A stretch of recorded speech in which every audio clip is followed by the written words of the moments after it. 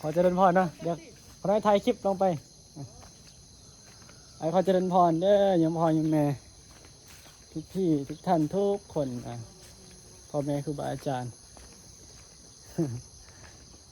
พ่อยมแม่เนาะที่กำลังติดตามครับส้มตอนนี้หลวงพี่มาอยู่วัดป่าเนาะเป็นศูนย์ปฏิบัติธรรมก็หลังจากบิณฑบาตเสร็จนะเพราะว่าไปบิณอยู่วัดบ้านเนาะอยู่บ้านมันมี2 วัดคือหลวงพี่นี่ไป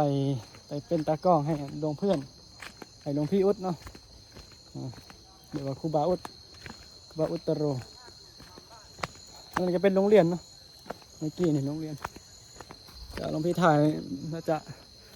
ถ่ายคลิปอยู่โรงเรียนนะเดินลงมาหลังจาก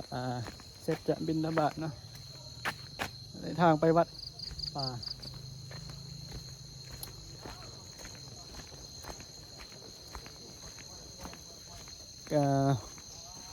จะเตรียมตัวไปสั่นจังหันเนาะ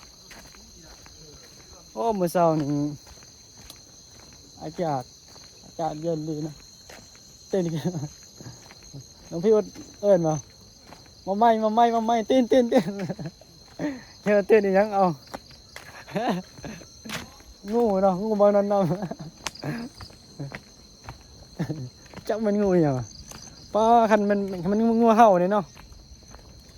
คันมันงูแบบมีพิษนี่หลวงพี่ก็บ่รู้ว่ามันมีพิษบ่เนาะ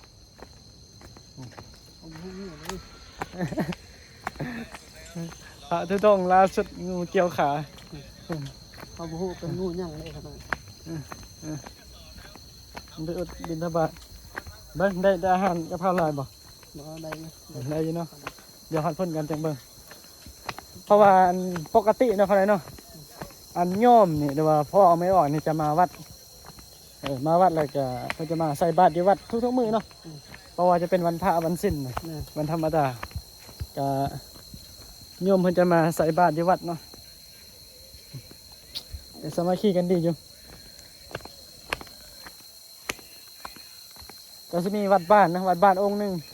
วัดป่าพอดี2 องค์หลวงพี่นี่ก็อีกสถุองค์หนึ่งเนี่ยติดแม่น้ำคานเลยวัดเนี่ยวัดป่าที่หลวงพี่อยู่หลวงพี่มาพักบรรยากาศตอนเช้าก็โอ้ดีอยู่อันนี้มันห้วยเขาเนาะห้วยมันจะใส่นี่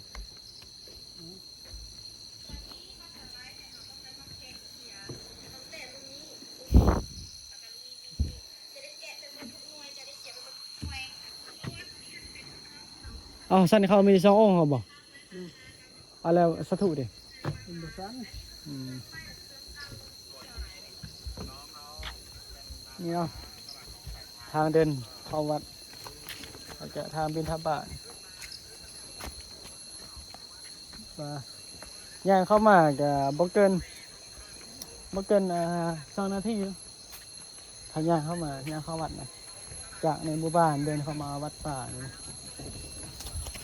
โอ้ยนี่เนาะบ๊อบบี้เข้ามานี่บ๊อบบี้มันชื่อยังวะโคล่าบ่ติดแม่น้ำคานอ๋ออันนี้ยอดบนเนาะครับ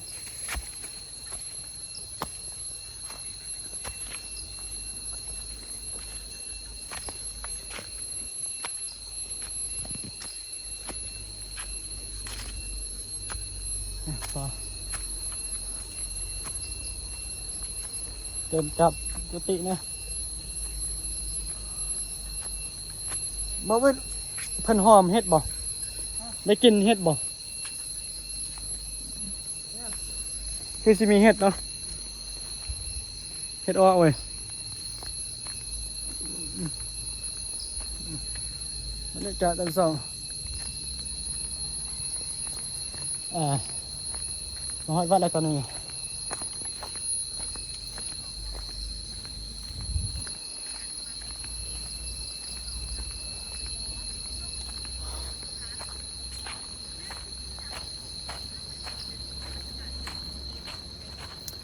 เมื่อคืนนี่โอ้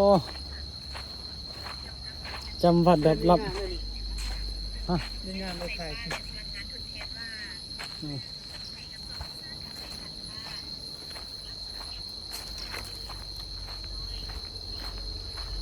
บิณฑบาต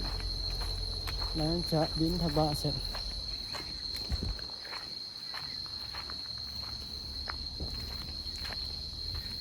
เดี๋ยวแต่เช้าเนาะมื้อนี้นะ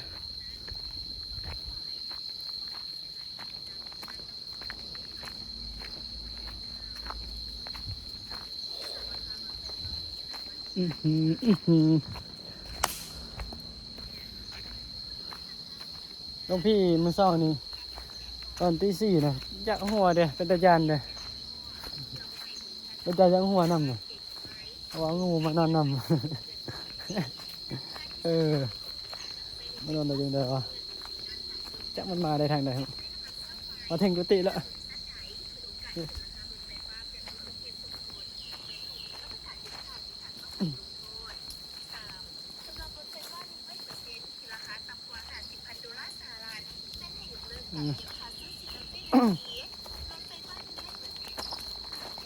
มันเศร้าเนาะพี่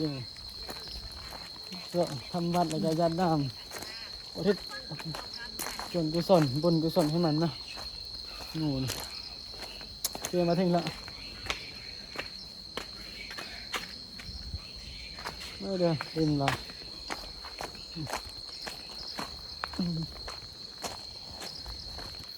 ก็จะเตรียมตัวเนาะสันจังหันสันเขาเสาแล้วจะได้ยินว่าเพิ่นมาเพิ่นจะพาไปเบิ่งขึ้นภูขึ้นผาเนาะบ้าสิไหวบ่น้องว่าแดดจะเช้า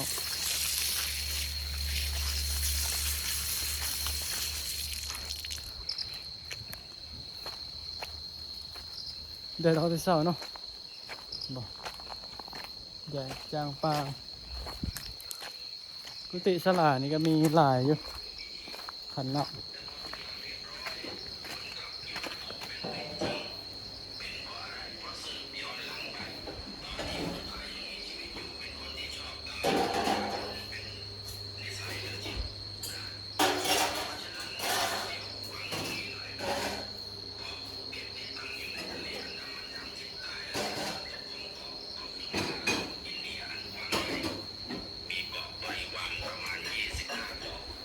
นี่เนาะ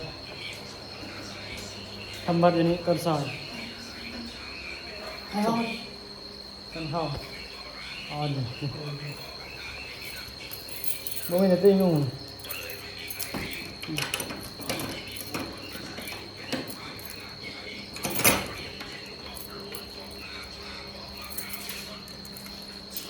เปิดห้องมันเนาะเปิดห้องมันก็นี่อะไรก็เจอเดี๋ยวมาเลย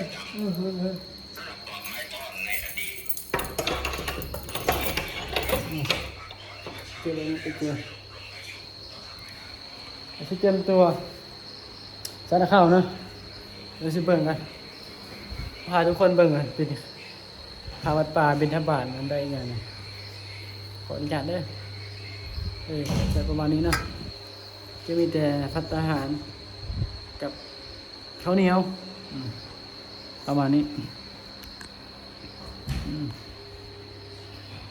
อันนี้ก็เป็นถ้วยที่เตรียมนะใส่ข้าวเศร้าประมาณนี้นะคุณพ่อยังแม่บางทีก็จะได้ปิดคลิปแล้ว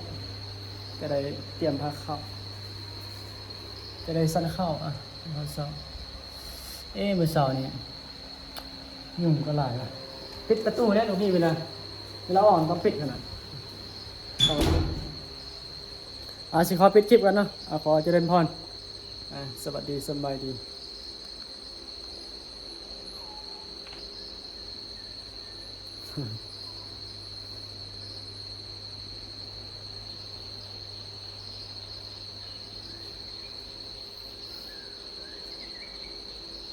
โอเค